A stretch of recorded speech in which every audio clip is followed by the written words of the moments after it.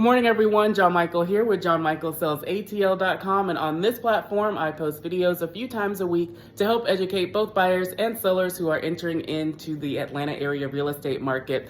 And guess what? If you didn't already know, if you are looking at websites such as Realtor, Zillow.com, and you type in your property address and it gives you that, let's say, for example, Zestimate, and you're like, wow, my house is worth $200,000 more than I thought it was. Well, that estimate is not necessarily correct. Those websites actually are data-driven or algorithm-driven, and the data that's provided is limited based on what's available via public records. So, in order for you to specifically know what your property is actually worth, you can do one of a couple of things. Obviously, you can consult a licensed real estate professional, such as myself. I'm happy to perform a comparative market analysis on your property, also known as a CMA, or you can reach out to a licensed appraiser, have your property professionally appraised. Keep in mind that if you are doing an appraisal, that report is going to be a little bit different than a CMA because typically appraisals are done when you are attempting to secure a mortgage on a property, and those reports might not necessarily reflect what the actual market value of your property is. So that's something that you want to take note of.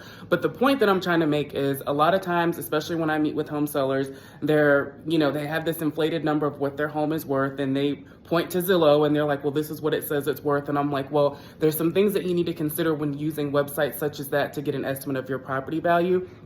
Again, not only are they data limited, but it's based off of public record. Let's say, for example, you moved into your house, 10 years ago, and you've not made any changes to the house. There's deferred maintenance, you've got dirty carpets, windows are old, roof is old. Well, obviously, homes typically appreciate a certain percentage each year, whether that's 3 to 5% or more, depending on your market. Obviously, it can, decrease, but likely over an extended period of time, your home value is going to increase, whether or not you've made significant improvements to the property, but it's in decent condition. But the system doesn't necessarily know that you haven't done anything to the property. So when a licensed real estate professional comes in, or when you have an appraiser come perform an appraisal on the property, we're going to take note of things like that. If the roof is old, if the windows are not updated, if the kitchens and bathrooms aren't updated, if there's deferred maintenance, and let's just say one of two of the HVAC units is not working, things like that all encompass the overall marketability of your property and its value. So that actually can detract from the value. And when you use a third-party website like that, that system does not know what the overall condition of your property is. On the flip side of that, let's say you've made lots of capital improvements. You've been in your home 10 years. You've renovated the kitchen, renovated the bathroom. The roof is 3 to 5 years old. Landscaping is great. You've kept up with the maintenance. Well, guess what? Your property might actually be worth more than what that Zestimate or whatever that third-party website reveals to you as your home's value is, because you've made those capital improvements and that has increased the property value. So the point I'm trying to make here is be strategic in your approach to understanding what your home's value is, and make sure that you are working with a licensed professional such as a realtor or real estate agent, or get your home appraised to determine what your property value is.